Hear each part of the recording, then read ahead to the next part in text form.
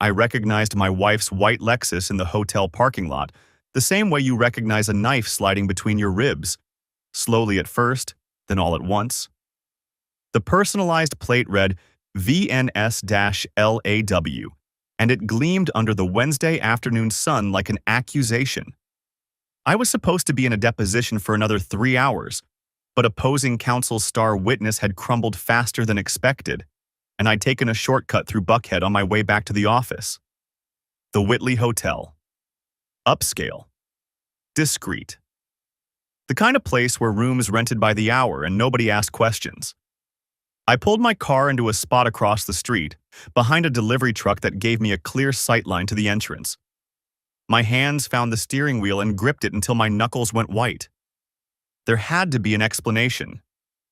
Vanessa had stopped working at the firm 3 years ago, but maybe she was meeting a friend.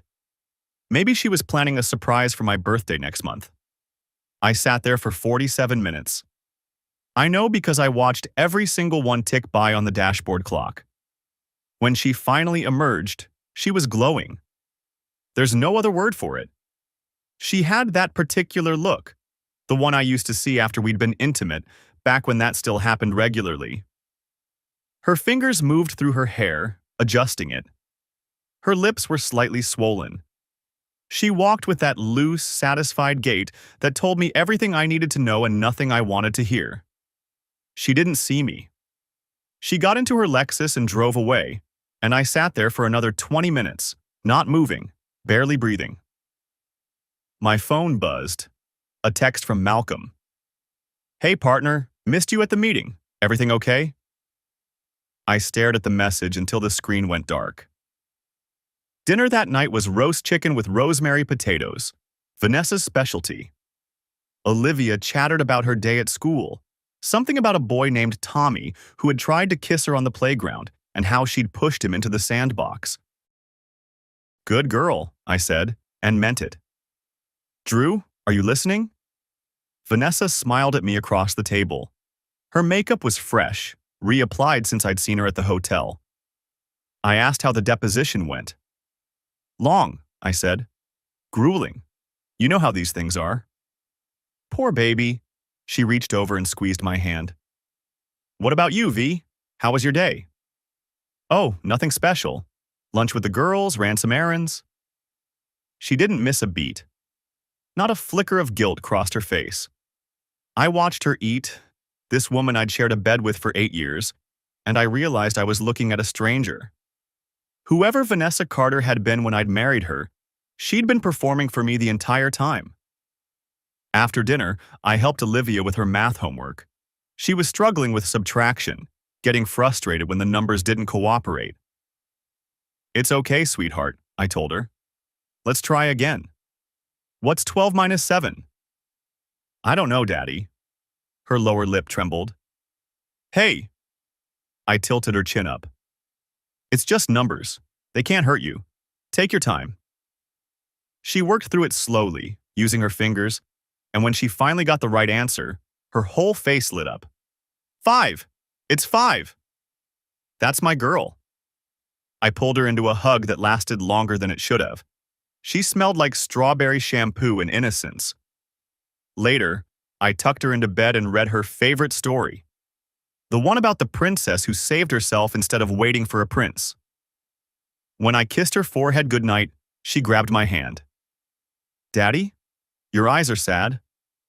The observation hit me like a punch to the chest. "I'm not sad, sweetheart. Just tired." "Okay." She didn't sound convinced. "I love you, Daddy." "I love you too. More than anything in this world." I meant that too. That night, Vanessa reached for me under the covers. Her hand slid across my stomach, moving lower with practiced ease. "Not tonight," I said. "I'm exhausted." She made a small sound of disappointment but didn't push. Within minutes, her breathing had evened out into sleep. I lay awake until 3 in the morning, staring at the ceiling, running through every possible explanation that didn't involve my wife sleeping with another man. By the time the first gray light of dawn crept through the curtains, I'd discarded them all. The next morning, I canceled my meetings and drove back to the Whitley. I sat in the parking lot for an hour, watching the valets shuttle cars back and forth, trying to figure out my next move. A litigator lives and dies by information. You never walk into a courtroom without knowing more than your opponent. You never ask a question you don't already know the answer to. And you never, ever, show your hand before you're ready to play it. So I waited, watched, planned. The valet was young, maybe 22, with the hungry look of someone working his way through college. I found him on his smoke break behind the building, leaning against a dumpster and scrolling through his phone. "Got a minute?" I asked. He looked up, immediately wary. "Sir, I'm on break. This won't take long." I pulled out my wallet. White Lexus, personalized plate, VNS-LAW. "How often does she come here?" His eyes went flat and careful. I'd seen that look 1,000 times in deposition rooms, the look of someone calculating how much trouble they might be in. "Sir, I can't discuss our guests." I pressed $200 into his palm. He looked at the bills, then back at me, then at the bills again. "Every Wednesday," he said quietly. "Like clockwork. About 3 months now, maybe a little longer." "She meet anyone?" He hesitated. I could see the calculation happening behind his eyes. Loyalty versus money. Discretion versus opportunity. I added another 100. "Tall guy, nice car, black Mercedes, S-Class. Real nice suits, the kind you don't get off the rack." He pocketed the money with practiced ease. "They arrive within a few minutes of each other. Go up together. Come down about 2 hours later, sometimes 3. She always leaves first." "Can you describe him, the man?" "Good looking, I guess. Dark hair, keeps it slicked back, laughs a lot, tips well." He shrugged. "Looks like money." He'd just described Malcolm perfectly. "Thank you," I said. "You've been very helpful." "Hey, man." He caught my arm as I turned to leave. "Whatever's going on, I hope it works out for you." I didn't answer. I walked back to my car on legs that felt like they belonged to someone else. 3 months. Every Wednesday. While I sat in partners' meetings discussing case strategy and billing rates, my wife was in a hotel room with my best friend. I thought about the firm's Wednesday meeting, the one I never missed, the one Malcolm always seemed to have client conflicts with. All those times he'd breezed in late, apologizing about traffic or difficult clients. All those times he'd clapped me on the shoulder and asked how Vanessa was doing. Malcolm Whitfield. My best friend for 15 years. My business partner. The godfather of my daughter. The thought was so absurd I almost laughed. Except nothing about this was funny. That night, I waited until Vanessa's breathing settled into the deep rhythm of sleep before slipping out of bed. The clock on my nightstand read 1:47 a.m. I moved through the dark house like a ghost, avoiding the floorboards that creaked, the corner of the hallway table that always caught my hip. Her laptop sat on the kitchen counter where she always left it. An expensive MacBook Pro I'd bought her for Christmas 2 years ago. The password was the same one she'd used for 8 years. Olivia's birthday plus our anniversary. She'd never felt the need to change it. Why would she? She trusted me completely. And I had trusted her. I opened her email and started searching. My heart was pounding so hard I could feel it in my throat, in my fingertips, in the space behind my eyes. The obvious terms, Whitley, hotel, Wednesday, returned nothing. She was smarter than that. I tried Malcolm and got firm-related correspondence, nothing suspicious. Then I tried M and found something that made my blood run cold. A folder. Labeled innocuously, Book Club. Inside were hundreds of emails, neatly archived. The first one was dated 9 years ago, before we were married, before we'd even met. Last night was incredible, but we need to be careful. Drew's a good guy. He doesn't deserve to be hurt. At least not yet. M. I read for 2 hours. My hands shook so badly that I had to set the laptop down twice just to steady myself. My coffee grew cold beside me, untouched. The emails painted a picture I couldn't unsee, a portrait of my marriage as a carefully constructed lie. Malcolm had introduced Vanessa to me deliberately. "He's perfect for you," he'd written. "Stable, loyal, will work himself to death building a career.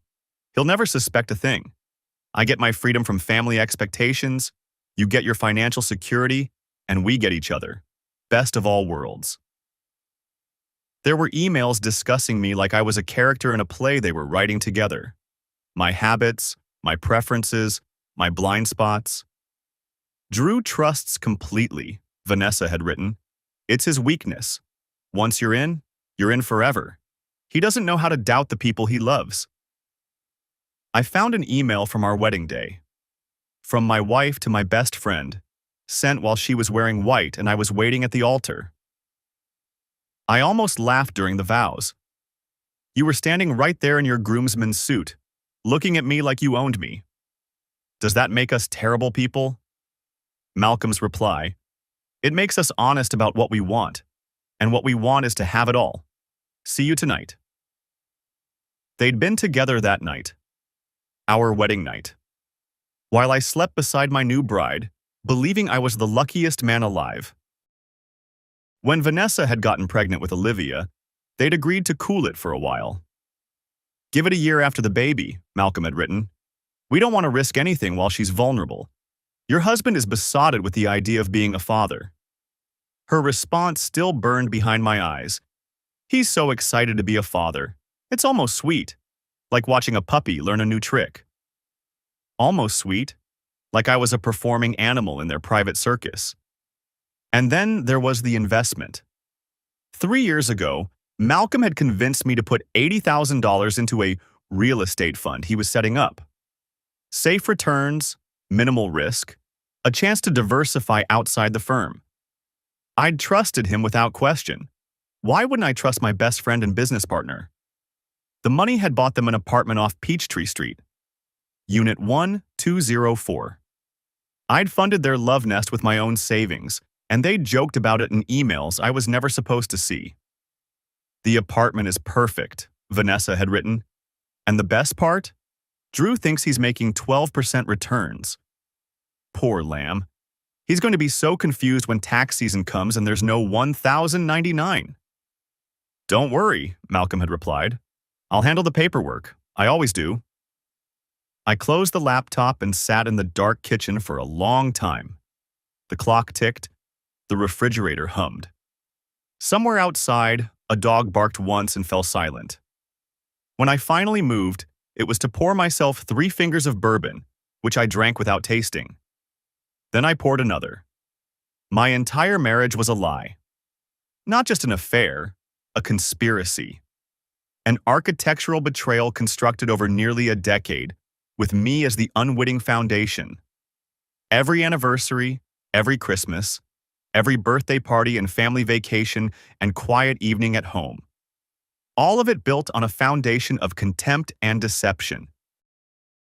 I thought about Olivia sleeping upstairs, my beautiful daughter, and the question that had been gnawing at the edges of my mind finally surfaced fully. Was she even mine? The emails mentioned cooling off during the pregnancy, but they'd been together before Vanessa got pregnant. The timeline left room for doubt. Room for the worst possibility I could imagine. I sat with that thought until the first gray light of dawn crept through the curtains. Then I showered, dressed, and went to work. Because that's what you do when your world is collapsing. You keep moving. You keep functioning. You wait until you're ready to strike. The next morning, I walked into the office at exactly 8 o'clock, same as always. My assistant commented that I looked tired. "Rough night," I said. "Clear my afternoon." Malcolm intercepted me at the coffee machine. "Drew, you look like death warmed over. Everything okay?" I studied his face, the easy smile, the perfectly styled hair. The designer suit that probably cost more than most people's mortgage payments. Malcolm Whitfield, son of Judge Raymond Whitfield, born into money and connections, never had to work for anything in his life. Couldn't sleep, I said. One of those nights. Let me buy you lunch, he offered. That new place on Peachtree. My treat. The audacity of it nearly made me lose control. Peachtree Street. Where the apartment was. The one I'd paid for. Can't. Depositions. He clapped my shoulder with the casual intimacy of 15 years of friendship. Don't work yourself to death, partner. Take care of yourself. I watched him walk away, and I thought about how this man had stood beside me at my wedding, held my newborn daughter, eaten at my table every Thanksgiving, and laughed about it all. But I didn't confront him. I'm a litigator. I know you never reveal your hand until you've seen all the cards. The private investigator I hired came recommended through channels that had nothing to do with Atlanta's legal community. I reached out to a law school buddy who'd moved to Chicago, someone who knew people who knew people. The kind of referral that doesn't leave a paper trail. Nathan Cross, former FBI Financial Crimes Unit, now private sector. We met at a diner in Decatur, far enough from Buckhead that I wouldn't run into anyone I knew. He was waiting in a back booth when I arrived, a compact man in his 50s with the alert eyes of someone who'd spent decades reading people. "You're Lawson," he said. Not a question. "That's right. Sit down. You want coffee?" I slid into the booth across from him. "No, I want information." He smiled slightly. "Straight to business. I respect that." He pulled out a small notebook. "Tell me what you need." "2 subjects," I told him. "Full surveillance, complete discretion. No paper trail back to me under any circumstances." "That'll cost you." "I'm aware." I slid an envelope across the table. $15,000 in cash, withdrawn in small amounts over several days from different branches. He thumbed through the bills without counting them, a man who could estimate a stack's worth by feel. "Who are we watching?" "My wife and my business partner." His expression didn't change.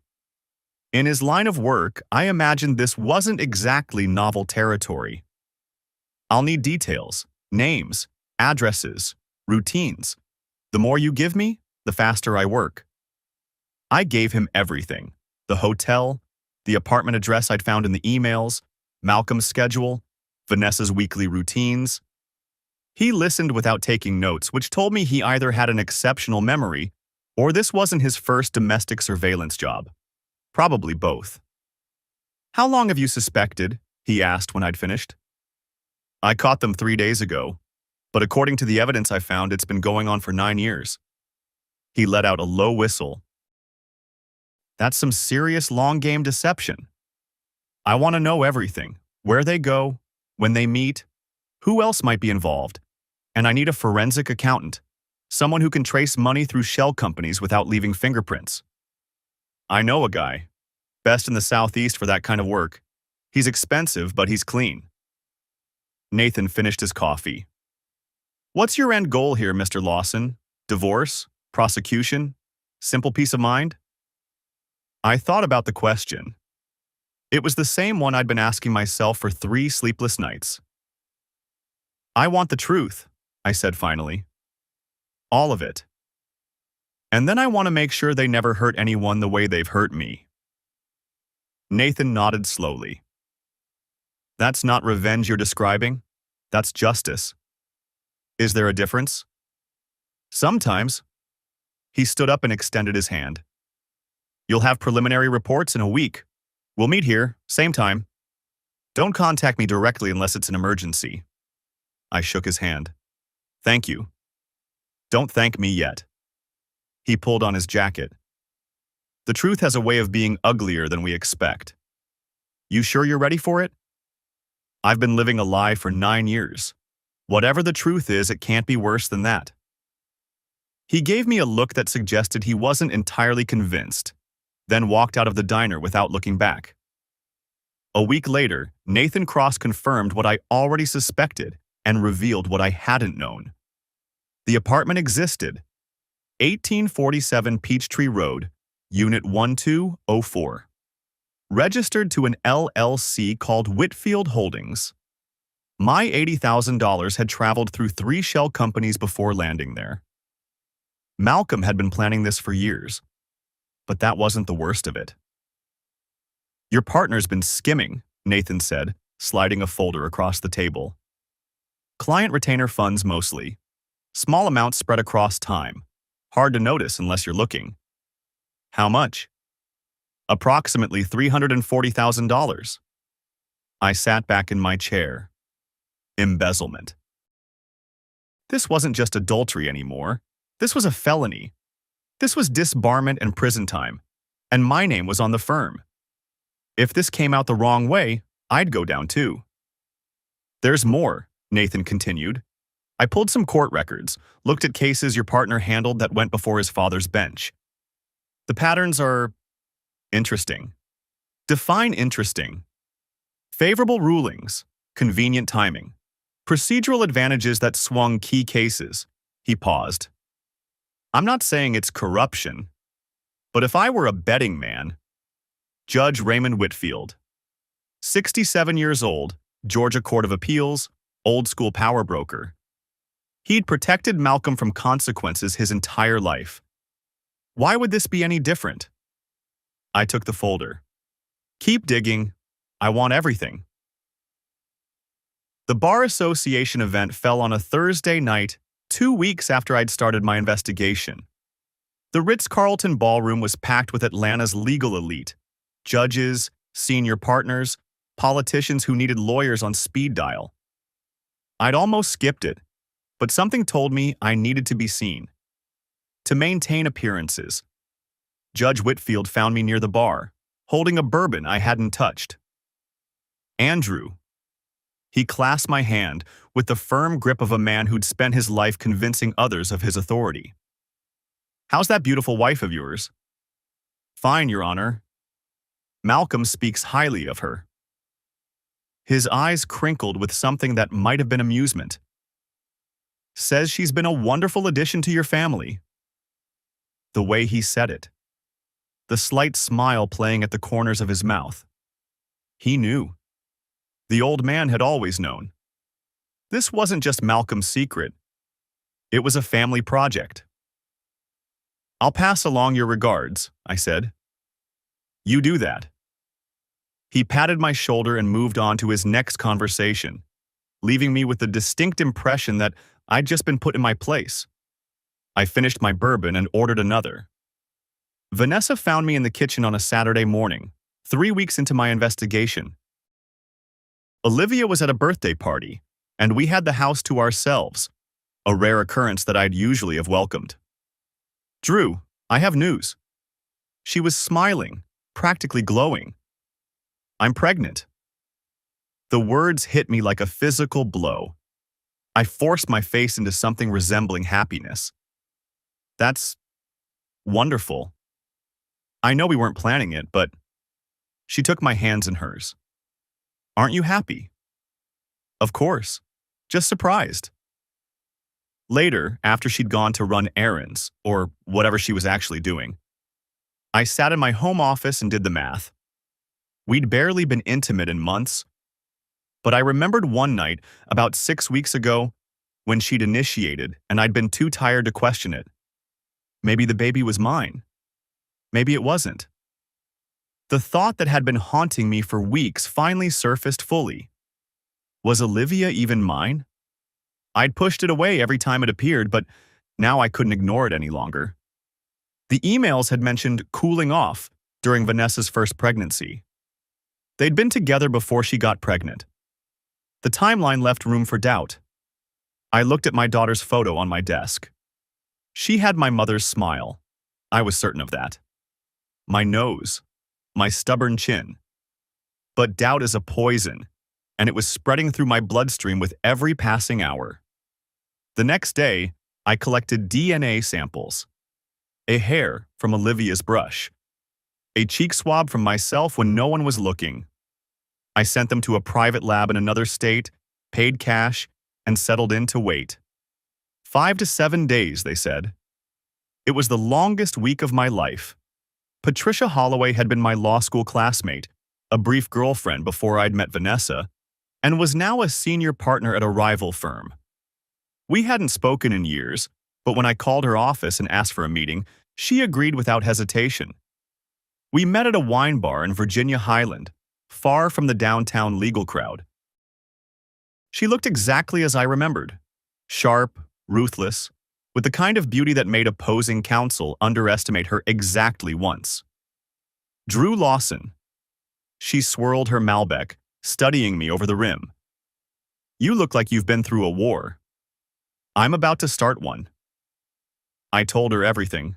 The affair, the timeline, the financial fraud, the judge's involvement, the pregnancy. When I finished, she let out a low whistle. You're not just divorcing your wife, you're taking down an entire family empire.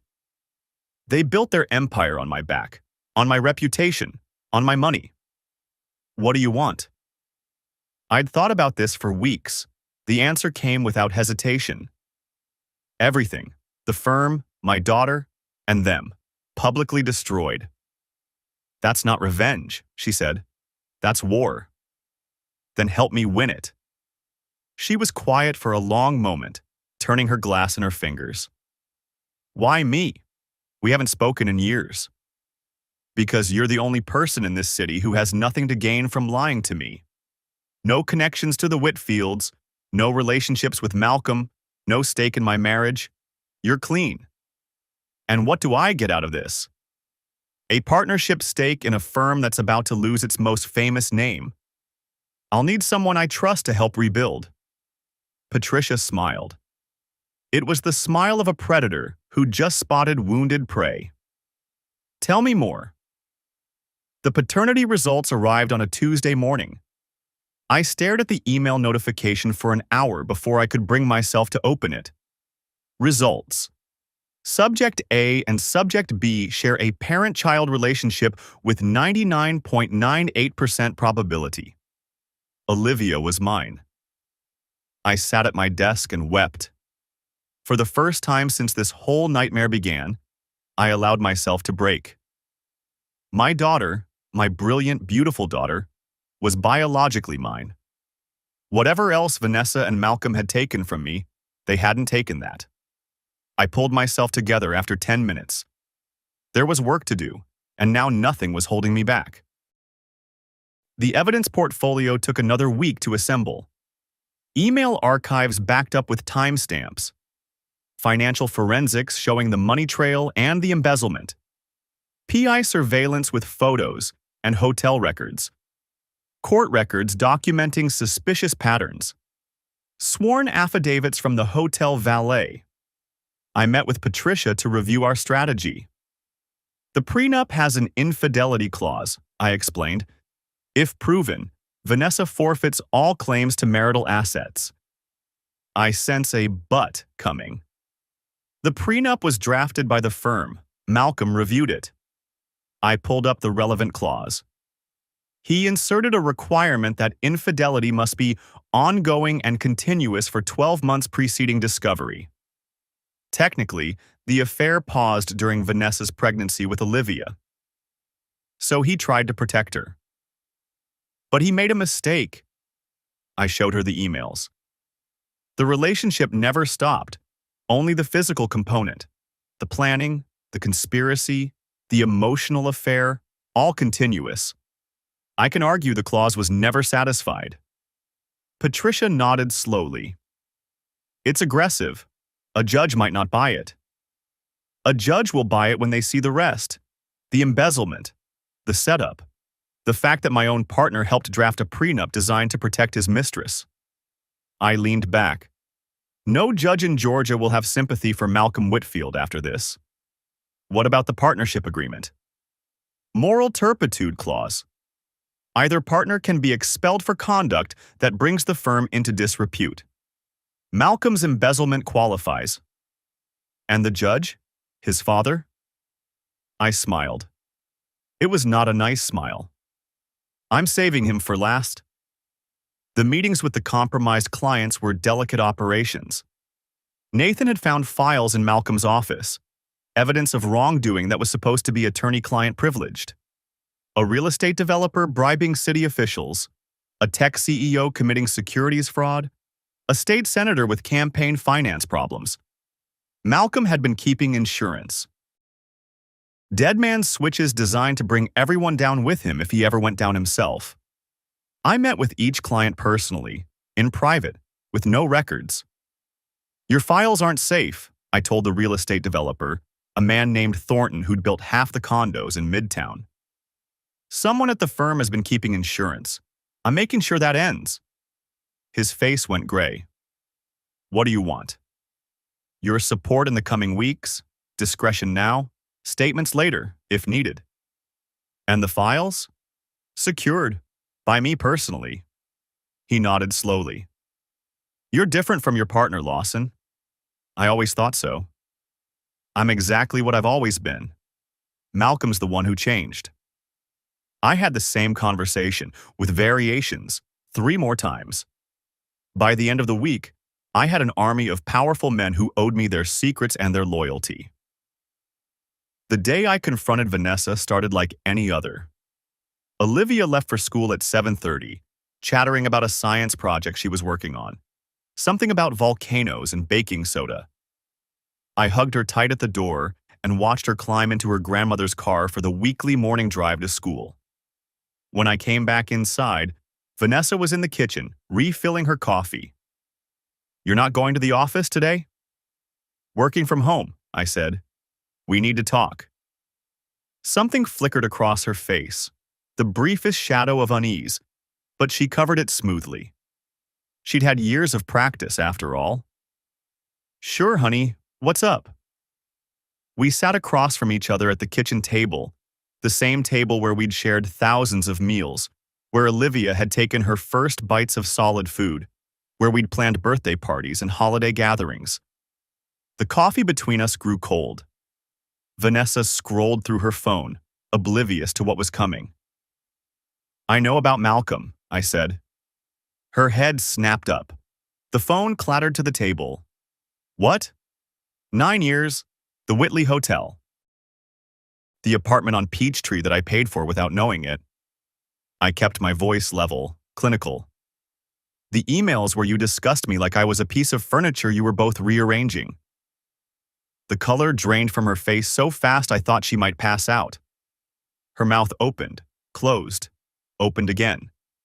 For a long moment, no words came out. Drew! Her voice cracked like ice giving way. Drew, please, I can explain. No, I cut her off. The same tone I used in depositions when a hostile witness tried to spin a narrative. You're going to listen. I've spent 2 months gathering evidence while you thought everything was normal. I know everything. The setup, the wedding day, the cooling off during the pregnancy, the $80,000, all of it. 2 months? She was crying now, tears streaming down cheeks that had lost all their color. You've known for 2 months and you didn't... I didn't say anything because I needed to make sure, because I needed to have every piece of the puzzle before I made my move. I pushed a folder across the table. This is the evidence I've compiled. Emails, financial records, surveillance photos, hotel records with timestamps, sworn statements. She stared at the folder like it was a coiled snake. Her hands trembled as she opened it and began to read. I watched her face as recognition dawned, the scope of what I knew, the thoroughness of my preparation. Oh God. Her voice was barely a whisper. Oh God, Drew. I'm not asking for an explanation, I continued. There isn't one that would matter. I'm telling you what's going to happen next. I laid out the terms. Divorce papers signed without contest. All marital assets forfeited per the prenup, the one Malcolm had helped draft, thinking he'd protected her with that clever little clause about continuous infidelity. A modest settlement for Olivia's stability, but nothing more. Joint custody with me as primary. And the hardest one, no contact between Olivia and Malcolm. Ever. You can't do this, she whispered. I have rights. You have what I decide to give you. I leaned forward. If you fight me, every piece of this goes public. Your friends, your family, your mother in that little town you came from. Everyone will know exactly what you've been doing for the past 9 years, including that you conspired to trap a man into a fake marriage so you could have financial security while sleeping with his best friend. That's not... She was sobbing now, mascara running down her face. That's not what happened. It wasn't like that at the beginning. I did care about you, Drew. I do care about you. You cared about what I could provide. Stability. Respectability. A nice house in Druid Hills and a husband who worked 60 hours a week and never asked questions. I stood up. That's not caring. That's using. The baby, she said suddenly. Drew, the baby. I know about the pregnancy. I'll want a paternity test. If it's mine, I'll honor my responsibilities. If it's his... I shrugged. You're on your own. Her face crumpled.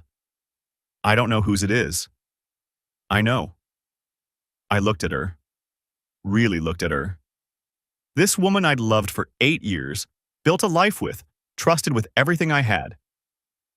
That's the saddest part, isn't it? That you don't even know. I walked toward the door. Drew. Her voice stopped me. Did you ever love me? Really love me? I turned back. The question deserved an honest answer. Yes, I said. I loved the woman I thought you were. I would have done anything for her. Died for her. I paused. The problem is that woman never existed. You made her up. I left her crying at the kitchen table and drove to the office to end another relationship. Malcolm was in the middle of a client call when I walked into his office that afternoon. His corner suite, with its view of the Atlanta skyline and its tasteful art on the walls, purchased with money he'd stolen from the clients he was supposed to protect. I closed the door behind me, locked it, waited. He glanced up, eyebrows raised, finger held up in the universal gesture for 1 minute. Absolutely, we'll have the briefs filed by Friday. You have my word. He laughed at something the caller said. Always a pleasure. My best to your wife. He hung up and swiveled to face me. Drew? Everything okay? You look like someone ran over your dog. I laid the evidence on his desk without saying a word. The surveillance photos first. Malcolm and Vanessa entering the hotel. Malcolm and Vanessa leaving the apartment. Malcolm and Vanessa sharing a kiss in a parking garage. Then the emails. Then the financial records showing the embezzled client funds. I watched his face as he processed what he was seeing. Confusion first, then recognition, then a kind of cold calculation as he assessed his options. And finally, underneath it all, fear. Drew, don't. I sat down in the chair across from his desk, the chair where clients usually sat, looking at him with trust and hope. I've spent nearly 2 decades thinking you were my friend, my brother. Don't waste my last few minutes of that delusion by pretending you don't know exactly what this is. He was quiet for a long moment, flipping through the evidence. His hands weren't shaking. Malcolm had always been cool under pressure, but I could see the tightness around his jaw, the slight pallor beneath his tennis court tan. Where did you get this? He asked finally. Does it matter? It matters for what comes next. He looked up at me. How long have you known? Long enough to make sure I have everything I need. He set down the folder and leaned back in his chair, adopting the pose I'd seen him use in 1,000 negotiations, relaxed, confident, in control. But I knew him too well. I could see the cracks. You think you're the victim here, Drew? Really? His voice had an edge to it now. You got the wife, the kid, the house in Druid Hills, The perfect little family. I got scraps, stolen moments in hotel rooms, pretending to be happy at your dinner table while the woman I loved served me mashed potatoes. The woman you loved. I let out a laugh that sounded foreign to my own ears. You don't love anyone but yourself, Malcolm. You never have. That's not true. It is true. If you'd loved Vanessa, you would have married her yourself. But you didn't, did you? Because she wasn't good enough for the Whitfield family tree. I leaned forward. She was good enough to spread her legs for, but not good enough to present at the country club. So you gave her to me, your reliable, hard-working, trustworthy best friend, and kept her for yourself on the side. Best of both worlds. He flinched. It was the first crack in his armor I'd seen. My father, he started. I know all about your father. I know about the 12 cases where his rulings magically favored your clients. I know about the money you've been skimming from client accounts. $340,000, give or take. I watched his face go gray. Did you really think you could steal from the people who trusted us and no one would ever notice? Those were loans, he said quickly. I was going to pay them back. Save it for the bar disciplinary hearing. I stood up. The Georgia State Bar will receive my complaint tomorrow morning. You'll be suspended pending investigation. Our major clients have already been notified, by me personally, and they've all chosen to stay with me. You talked to our clients?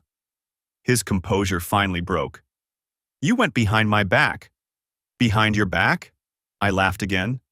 That's rich, Malcolm. That's genuinely rich coming from you.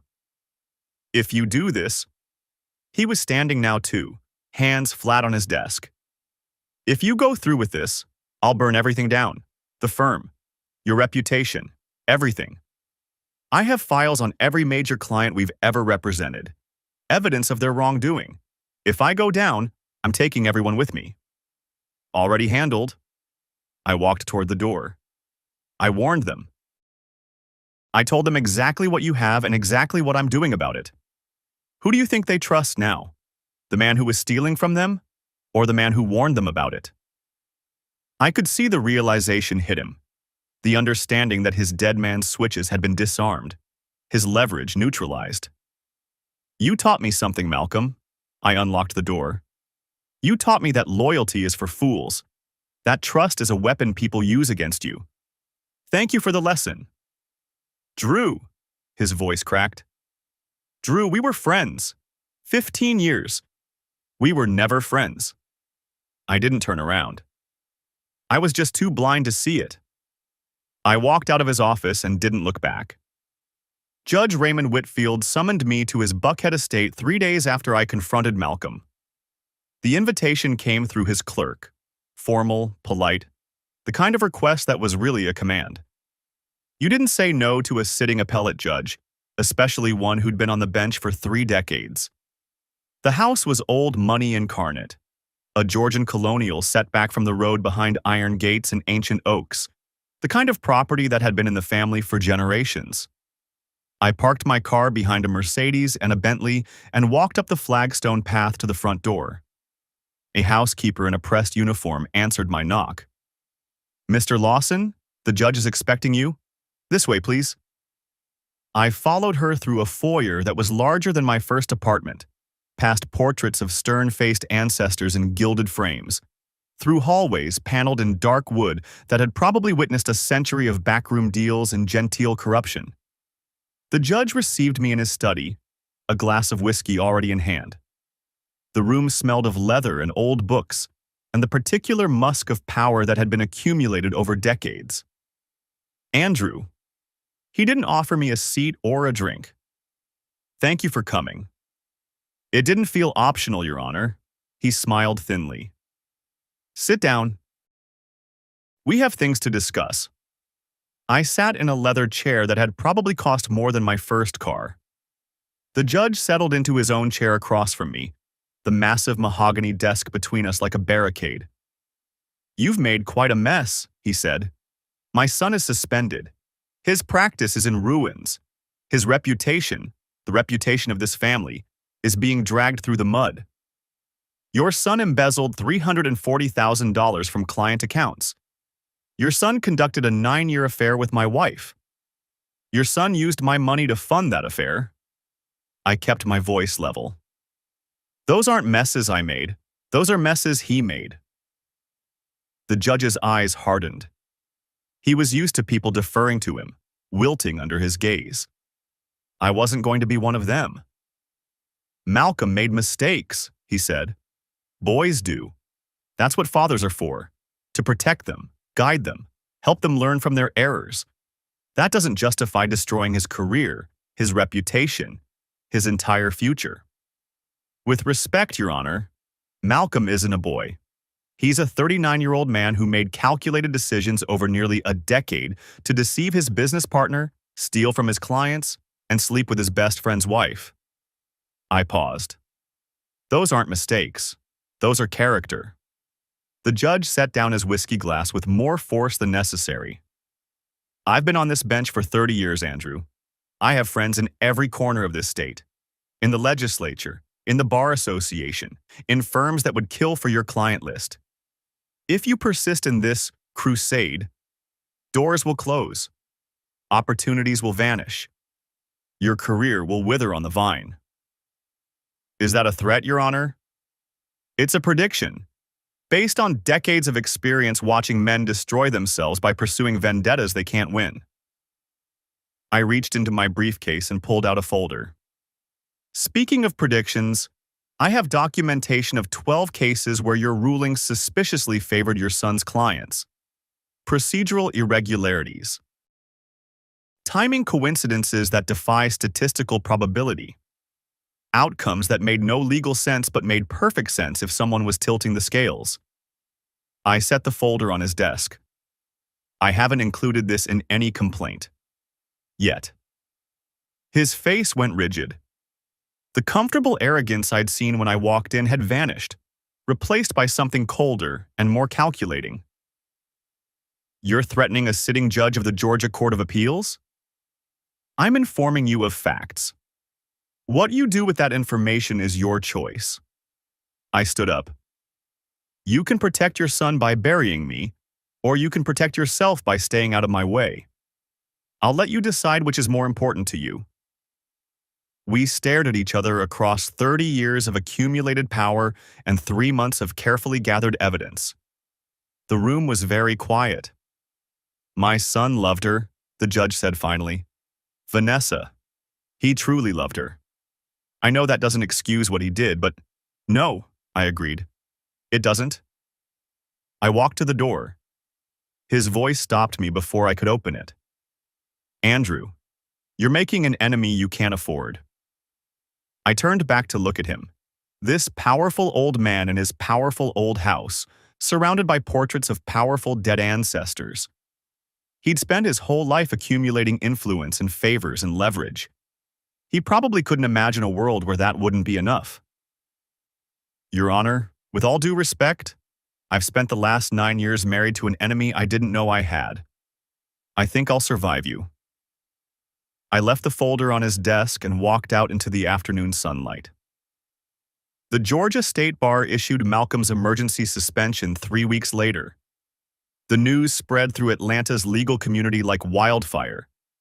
By the end of the day, my phone was ringing off the hook. Clients wanting reassurance, colleagues wanting gossip, reporters wanting quotes. I gave them nothing. Silence was more powerful than any statement I could make. Malcolm tried to rally support. He called in favors, reached out to old friends, even showed up at a bar association event trying to network. But the word was already out. The clients I'd warned had spread the story. Nobody wanted to be associated with a falling star. He came to my house a week after the suspension, drunk enough that I could smell the bourbon from 10 feet away. It was past 11 on a Wednesday night. Olivia was asleep upstairs, and I found him standing on my front porch, swaying slightly, his shirt untucked and his eyes red-rimmed. Drew! He spread his arms wide, nearly losing his balance. Drew, my old friend, my brother, my partner in crime. He laughed bitterly. Well, partner in something anyway. Go home, Malcolm, you're drunk. Drunk? He laughed again. I'm ruined is what I am. 39 years old and everything I built is gone. My career, my reputation, my relationship with my own father, who can barely look at me anymore. He jabbed a finger at my chest. And it's your fault. All of it. My fault. I leaned against the doorframe, arms crossed. That's interesting logic. You didn't have to do this, his voice cracked. We could have worked something out. I would have ended things with Vanessa. I would have paid back the money. $340,000? In time. I would have figured something out. He wiped his face with his sleeve. We were friends, Drew. Real friends. 15 years. Doesn't that count for anything? I looked at this man I'd trusted, admired, built a business with. The man who'd been best man at my wedding and godfather to my daughter. The man who'd been sleeping with my wife since before I knew her name. You want to talk about what counts? I said quietly. 9 years ago, you saw a woman at a bar. A beautiful woman, ambitious, maybe a little desperate. And instead of pursuing her yourself, instead of being honest about your feelings, you decided to give her to me like a gift you could take back whenever you wanted. It wasn't like that. It was exactly like that. Every email I read made it clearer. You picked me because I was useful, because I was stable and hardworking and trusting, because I would build the life you wanted Vanessa to have while you got to keep the parts you actually cared about. I shook my head. That's not friendship. That's using someone. I loved her. Tears were running down his face now. I've always loved her. Don't you understand that? Then why didn't you marry her yourself? He was silent for a long moment. The only sounds were crickets and distant traffic. My father, he said finally. He had expectations. Vanessa was beautiful, smart, but she wasn't. She didn't have the right background, the right family, the right pedigree. He practically spat the word. He made it very clear that if I married her, I'd be cut off, disinherited, disowned. So you chose his money over her love.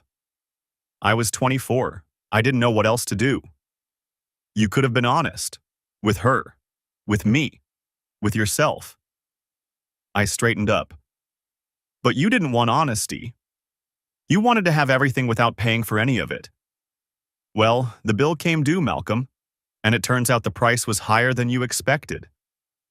He stood there for a long moment, swaying on my porch, the weight of everything he'd lost pressing down on him. Then he turned without another word and stumbled toward his car. Malcolm, I stopped him. Don't drive. Call a cab or sleep it off somewhere, but don't drive. He looked back at me with an expression I couldn't read. Gratitude, maybe, or surprise that I still cared enough to say something. Still looking out for me, he said. Even now. I'm looking out for whoever you might hit on the road. Take a cab. He nodded slowly, pulled out his phone, and sat down on my front steps to wait. I went inside and locked the door behind me, and I didn't look out the window to see if he left. Judge Raymond Whitfield's downfall began with a single newspaper article. Rachel Torres was an investigative reporter for the Atlanta Journal-Constitution, known for toppling politicians and exposing corruption. When I contacted her, she was skeptical. Why come to me with this? Because you'll do it right, I said. I'm not giving you an interview. I'm giving you a direction to investigate. What you find is your story. And what do you get? Justice, she laughed. Nobody's that noble. I get to watch, I admitted. That's enough. The first article dropped 6 weeks after I'd confronted Vanessa. Allegations of favoritism rock Georgia Appellate Court. The Judicial Qualifications Commission opened an investigation within 48 hours. The old man fought. He called in every favor he'd accumulated over 30 years on the bench, pressured witnesses, threatened newspapers. But the documentation was thorough. I'd made sure of that. His resignation came on a Friday afternoon, announced via press release. Effective immediately for health reasons. No charges were filed, but his reputation, his legacy, was destroyed. 30 years of building power, erased in whispers and innuendo. I read the news alert on my phone and allowed myself a small smile. The divorce was finalized on a gray Tuesday in November. Vanessa signed the papers in her lawyer's office, not looking at me, not speaking. She got $50,000 and the car. I got everything else. Joint custody was granted with me as primary residential parent. The court noted Vanessa's pattern of deception as a factor in the decision. She was allowed supervised visitation until a family therapist cleared her for more. The prenatal paternity test had come back 2 weeks earlier. The baby was Malcolm's. Vanessa would have to navigate that alone. Malcolm, suspended, disgraced, financially ruined, was in no position to help anyone, including himself. After the papers were signed, Vanessa's lawyer excused himself, leaving us alone in the conference room. "I'm sorry," she said quietly. "For what it's worth." "It's not worth much." "I know." She finally looked at me. Her eyes were red-rimmed, hollow. "I never meant for it to happen this way." "You meant for it to happen exactly this way. You just didn't mean to get caught." She flinched like I'd slapped her. "That's not fair." "Fair." I gathered my papers. "You want to talk about fair? I spent 8 years being faithful to a woman who was sleeping with my best friend before we ever met. I funded your affair with my own money. I built a life that was a lie from the foundation up." I paused at the door. "Don't talk to me about fair." The firm reopened as Lawson Legal Partners, LLC, 3 months after Malcolm's disbarment became official. I bought out his share at a steep discount. He needed the money for legal fees and was in no position to negotiate. Patricia Holloway joined as senior partner, bringing her client base and her reputation.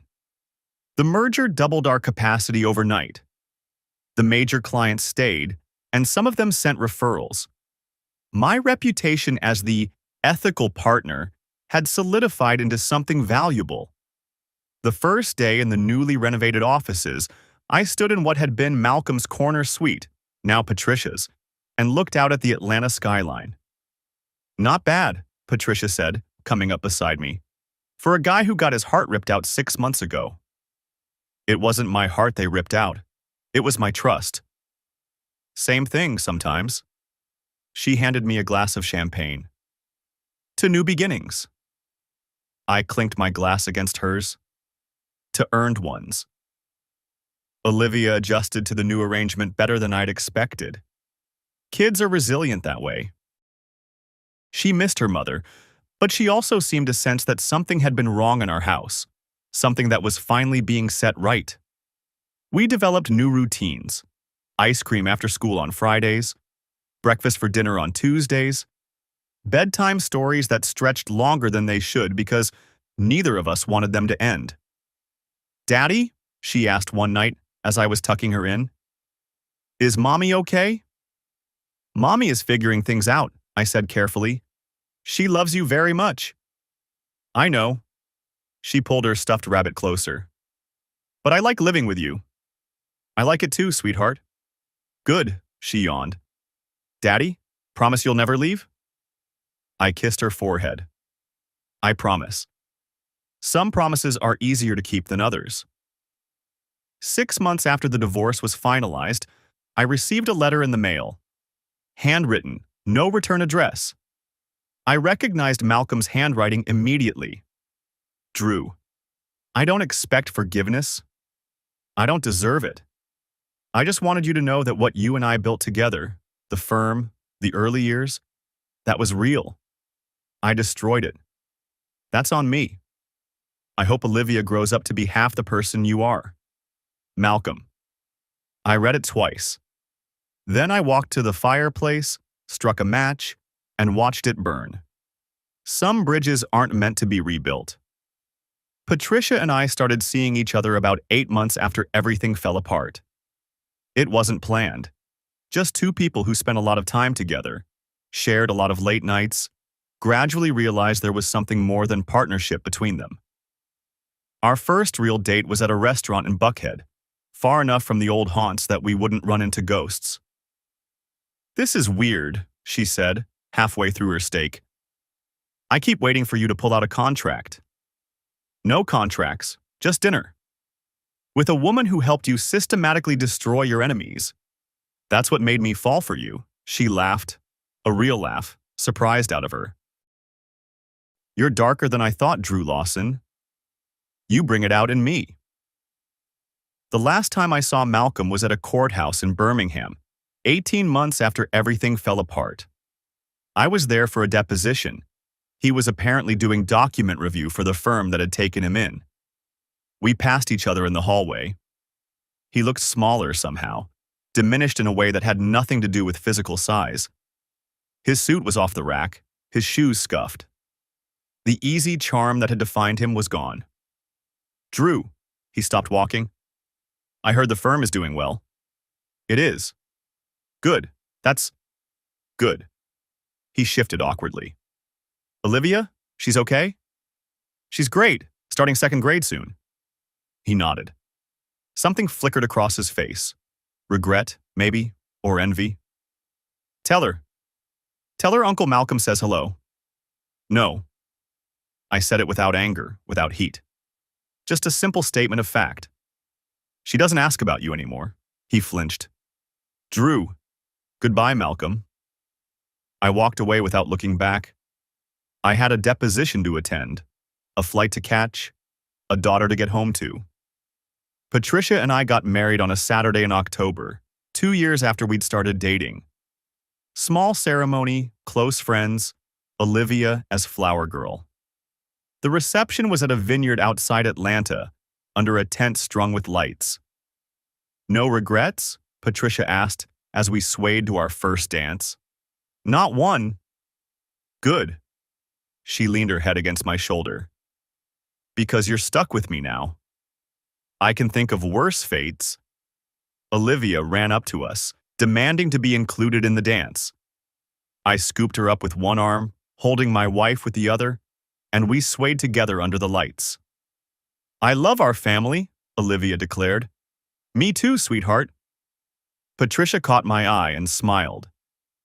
Vanessa moved to Savannah after her baby was born. She sent photos occasionally, a boy with Malcolm's eyes and her coloring.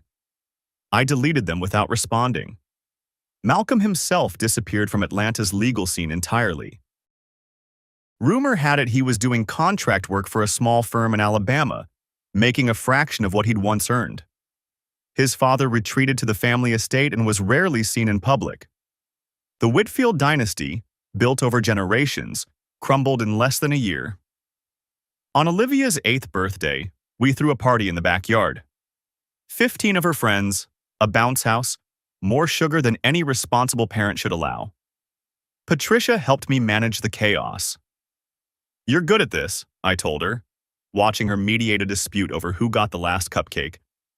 "I'm good at everything." Olivia found me later, exhausted and happy, and climbed into my lap. "Best birthday ever," she mumbled. "Better than last year?" "Way better." She yawned. "Daddy? I love you." "I love you too, sweetheart. More than anything." She fell asleep in my arms. I kept one thing from the whole ordeal: a copy of that first email Malcolm sent Vanessa, 9 years before our world fell apart. "Drew's a good guy. He doesn't deserve to be hurt. At least not yet." I framed it and hung it in my home office, where I could see it every day. Not as a reminder of the betrayal. As a reminder that being a good guy doesn't mean being a blind one. That trust, once broken, doesn't have to stay that way. That you can build something new on the ruins of what was destroyed. Olivia asked me about it once. "What's that, Daddy?" "A lesson," I told her. "About knowing who deserves your trust." That sounds sad. It was. I pulled her close. but it had a happy ending. She seemed satisfied with that. I was too.